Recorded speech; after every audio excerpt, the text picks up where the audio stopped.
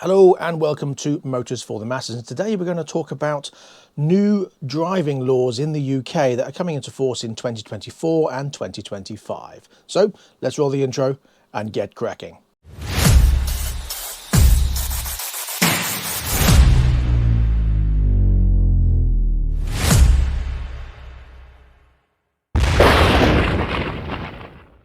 So let's get it out of the way and start with electric vehicles. Now, it was announced in January of this year, 2024, that the government wants a minimum of 22% of all new cars sold to be electric and 10% of all vans sold to be electric. What they're aiming for is by 2030, 80% of all new cars sold are to be electric. That's only 6 years away. And they want 70% of all new vans sold to be electric. Now that's a big ask, bearing in mind the network's not in place properly. And the range on transport vehicles, let's say vans and trucks and stuff like that, small trucks, vans, with the weight they have to carry and the weight that they are with the batteries on, and the range that they've got at the moment. I mean, the new transit van has only got a range of about 170 miles. And for a van, that's not a lot. And that's only their estimate. So in the real world, within real environments, with a full load, you're not going to be talking anywhere near that figure.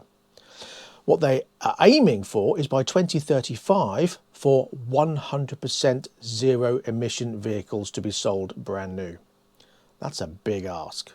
If they don't meet these targets as well by 2030 with the 80% and the 70% of vans, they are talking about a £15,000 fine per car for each manufacturer and a £9,000 fine per van for each manufacturer that they fall below the target on. That's just... okay. Now, we are seeing a downturn or a backtrack on electric vehicle sales and manufacturers ceasing to produce certain electric vehicles. Ford, for one, and their new off-roaders.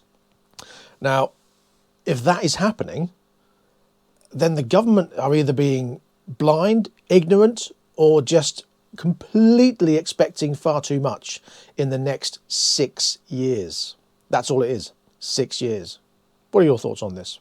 Now, there's been talks about the congestion zone or the low emission zone charges in London. Now, there are two things to add to electric vehicle charges regarding this. Now, they were talking about the vehicle excise duty. Now, they have extended that zero cost to March 2025. However, come March 2025, what are they going to do then?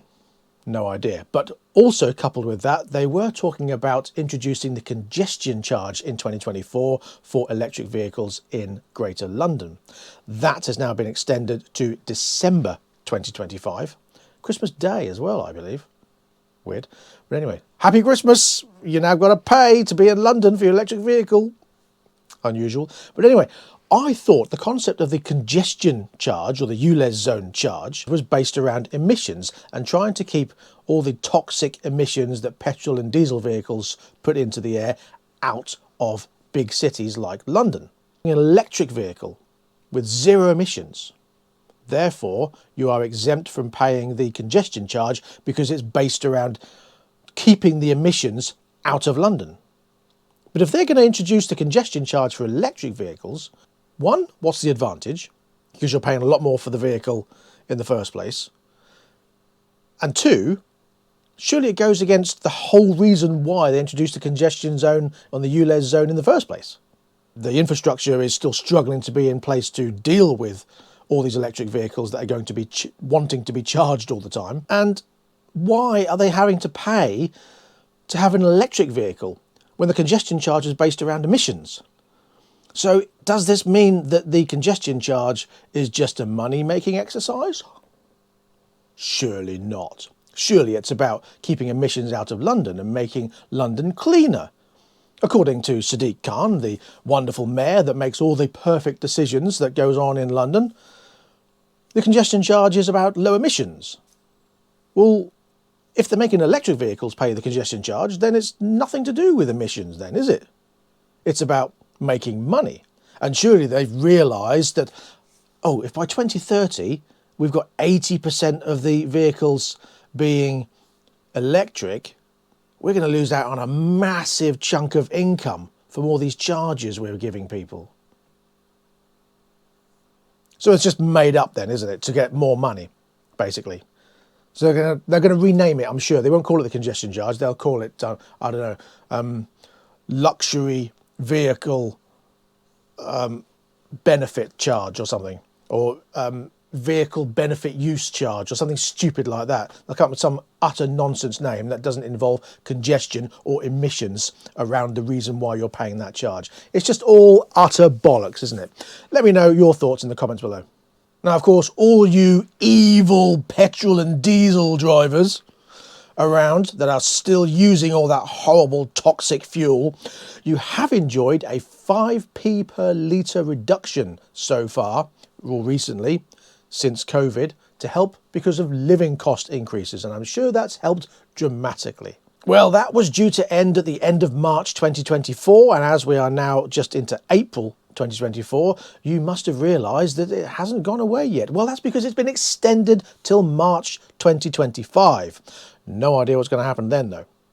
We'll have to wait and see. I'm sure they'll declare that we're over the COVID crisis. People are enjoying themselves and wrapped up in lots of money, and they're all bathing in pound notes all over the place. So petrol's going up again. But we'll have to wait and see.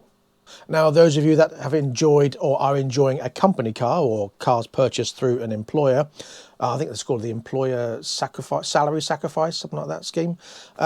You are enjoying a tax known as benefit in kind. Well, you might be pleased to hear that that rate of interest has been extended until 2025. I don't know when, but something in 2025. After that, they're talking about it going up by 1%. So that'll depend on obviously what you pay for the vehicle, but it's going to go up by 1%. So if you've in that scheme, then be prepared to pay more next year. Next year is going to be interesting, isn't it? You see a pattern forming here, can't you?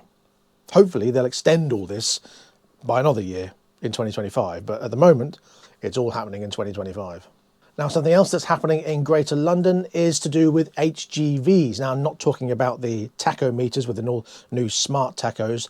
I'm talking about any vehicle over 12 tonnes will have to have a minimum of 3-star safety rating, whatever that involves. So they're going to have to do safety checks on these vehicles to make sure that they are safe to be able to go into Greater London. So that's coming to place in 28th of October 2024, and hopefully that'll improve vehicles going into London. And I'm sure you've seen lots of different HGVs going in and around London that you think that shouldn't be on the road, or that's been on the road far too long. Perhaps they're not going to pass the safety checks. Obviously, the downside of this is that all the manufacturers will have to update their vehicles. I say manufacturers, companies that are using these vehicles will have to update their fleet or get them up to scratch to pass this 3-star, whatever that involves, safety scheme certificate thing. And of course, with everything that comes out of the government, if you don't comply with this, there will be a penalty charge notice applied. No idea how much that's going to be, but I'm sure 2025 will see that figure coming through. Well, actually, as this applies at the end of October 2024, we might get to know in the next few months, at least. Now, what about Wales? Well, I'm not talking about the Welsh 20-mile-an-hour zones. That's a different subject. What I am talking about is that the city of Cardiff are talking about having their own congestion zone.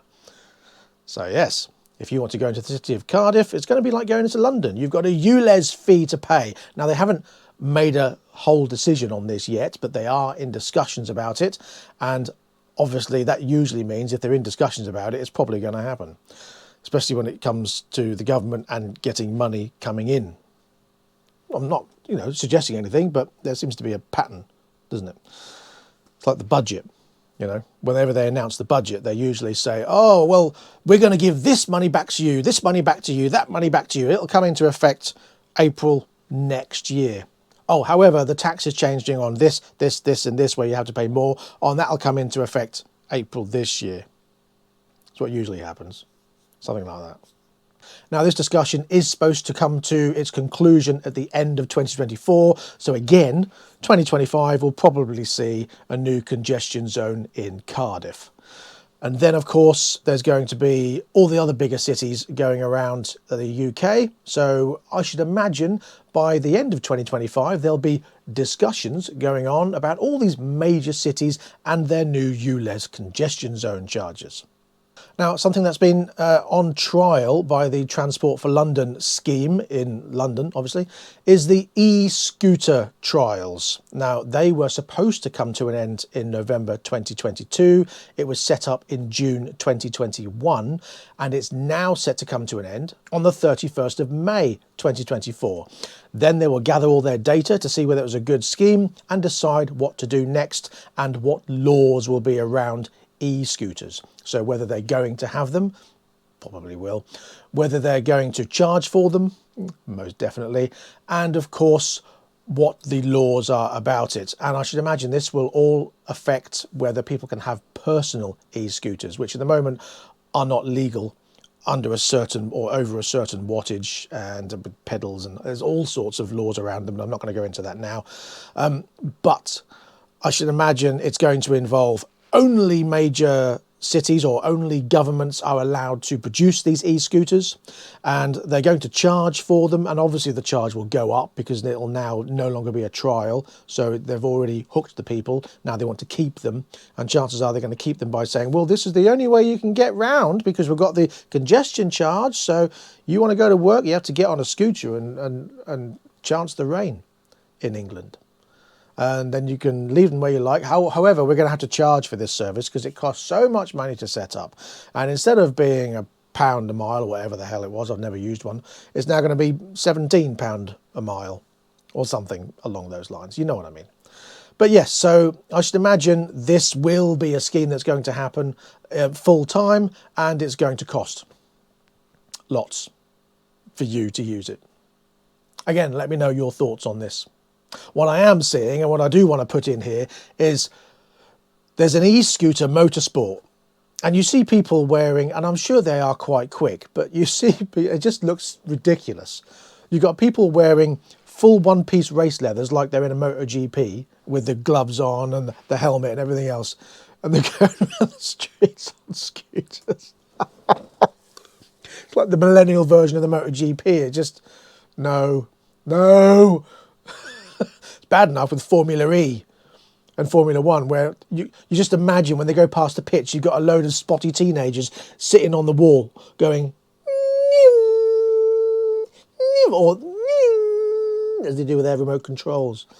I'm not saying it's only, I don't want to stereotype. It's not just spotty teenagers. I have remote control cars. I've got several up there. I've got my Mustang up, my Mad Max car, which is insane. I can't keep the wheels on the ground. That's a 3S monster. But anyway, that's a whole different thing yet again. And let's come on to the final thing. And that is to do with eye tests. They are introducing new eye tests. They haven't come up with the whole details yet. But at the moment, to pass your driving test, you have to see a number plate from 20 metres away. I did it in 1991 when I passed my test. 8th of July 1991 is when I passed my test. First time, after 4 lessons. Not saying I'm brilliant, just perhaps the lessons were a lot easier then. They weren't. I had to do 3. Usually you have to do 2 of the 3 things. You have to do turn in the road, you have to do reverse parking and or parallel parking. And what was the other one? 3-point turn in the road. Oh, reversing around a corner. That was it. And usually they only do 2. And I did all 3. And I found out the reason why. When I got back, I said to my instructor, I said, why did I have to do all 3? I thought you said I was only going to do 2. He said, well, you had the chief examiner and he couldn't give you any faults. And I got 0 minor faults and he couldn't give you any faults. So he made you do all 3 because he tried to see if you could do them all. Really? And I did. I did them all. So, but I can't believe that. I really can't believe that. What an arse. He obviously went over his quota of passing people that year, and he wanted to fail me, and he couldn't. Anyway, that's besides the point. Eye tests, that's where we were, in my Billy Connolly style of digressing. Just not with the Scottish accent, and I'm not going to attempt it.